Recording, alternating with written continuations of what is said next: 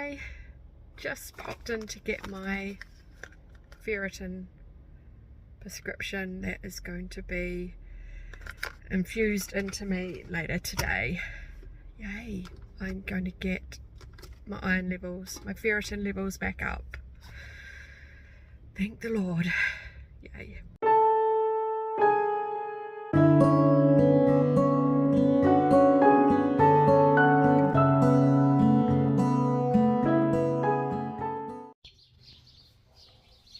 Hi there, I'm Mel. Welcome to my channel. It's fairly new, but we all have to start somewhere, right? Thank you for all my subscribers and those that are yet to subscribe to me. You are all awesome. Hit the like button and lay down a comment. Tell me what you want to know about me. I'm keen to do a questionnaire Q&A session, so yeah, hit me with some questions. Obviously I'm a Kiwi, but it may not be that obvious for some people, but yeah, I am a Kiwi from New Zealand. I lived here most of my life. I am a foodie. I'm an ex-chef. I still work in the food industry. I used to be a photographer, so a wedding and portrait, everything photographer. I used to shoot a lot of things.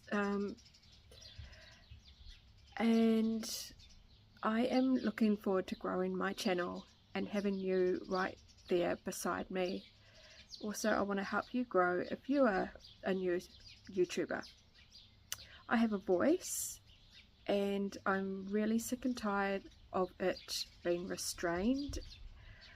I feel at this point in time I can't speak my mind, and I really want to. I want to share my experiences on the world, what it's like to live in New Zealand, what it's like to be a mum who's about to turn 51. I used to be vegan, so maybe that's something we could talk about, and why I'm not vegan anymore. Today actually I just had an iron infusion. I think I can remove those things, you know, the little plasters they stick on to stop the bleeding. I'm a bit of a pincushion actually. I have blood tests every 6 months. I have autoimmunity, probably have more than one, because once you have one it can be coupled with another, and if you're very unfortunate you can get another one. So I have Hashimoto's thyroiditis, and I was diagnosed in 2020 in September. I used to ride on an indoor trainer, and when I was vegan I was in a vegan virtual online cycling racing team, and I loved it. It got me motivated to build up my fitness and to try a different sport, because I wasn't really into cycling. I've in my 20s, 30s and 40s always been a runner, and during the lockdowns we had quite a few in New Zealand, but they were sporadic, like broken up, not like in some countries in America and some states in Australia. You were locked down for a very long time, so I couldn't actually get out running a lot, and I missed the community that I had with parkrun. So I took up the online cycling and got really fit, and I really pushed myself in some of my races. However, I probably burnt out, and one morning I woke up. I'd been for a run, been on the bike, and my throat was just excruciating. It was swollen. I didn't really know much about the thyroid glands at that time, but they were swollen. I couldn't swallow. So that day I managed to get into the doctor, or the day after, and had some tests done, and my mum, bless her, she paid for a private ultrasound to be done, and turned out I had a very late stage of Hashimoto's thyroiditis that I have to be treated with basically artificial hormones to allow my body to function. The thyroid controls so many different systems in our bodies that we just don't think about, but it really does. And when I look back in life, as I was younger, I probably had an issue with my thyroid probably since my teens, and it was never addressed. So now I'm addressing it. Obviously I've been on the medication for a number of years now, but I'm also looking at my diet again. The doctor did some allergen tests, but it came back that I wasn't celiac, so we decided, yeah, it's okay to carry on eating gluten and wheat products, etc., grains. And I even had a colonoscopy that's picked up something else as well, which has probably caused iron not being absorbed in my body, hence why I'm having iron infusions. This is the second one I've had in 2 years, and hopefully my iron levels get back up so I do feel better.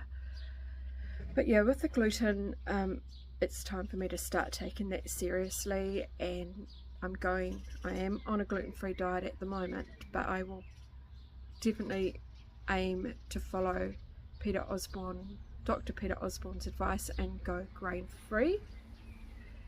I'm going to do that and give it a good crack, but it is hard while I'm working.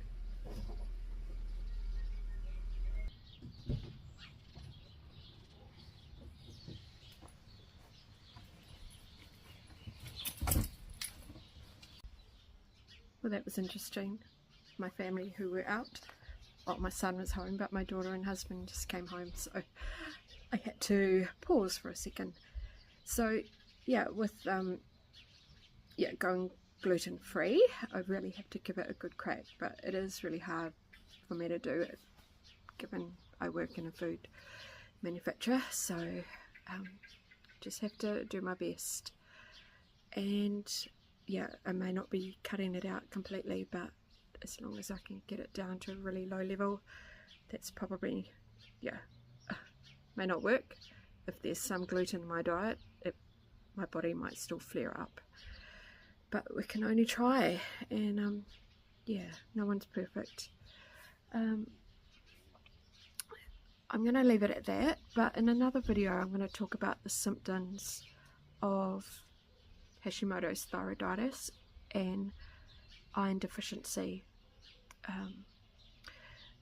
Being a woman, the symptoms can be quite complicated, and probably for men too, but women are complicated just with everything that goes on in our bodies. I'm also perimenopausal, been bleeding for 6 weeks. It did stop, and hence why the iron had, my stored iron, my ferritin had dropped.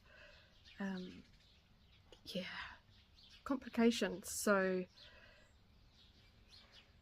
yeah, the symptoms of iron and Hashimoto's can be very similar, so often we can be misdiagnosed if we haven't had any blood tests done. And also I feel I was misdiagnosed years ago for having, I had low iron, but it was still in the acceptable range, but I was getting very dizzy and heart palpitations, etc. And so I was misdiagnosed with dysautonomia, a mild case of it. But when I researched, and I believe I was not. So anyway, do give me some comments below, and that will help me immensely. Let me know what you want to know about me, and I look forward to connecting with you all again soon. Bye.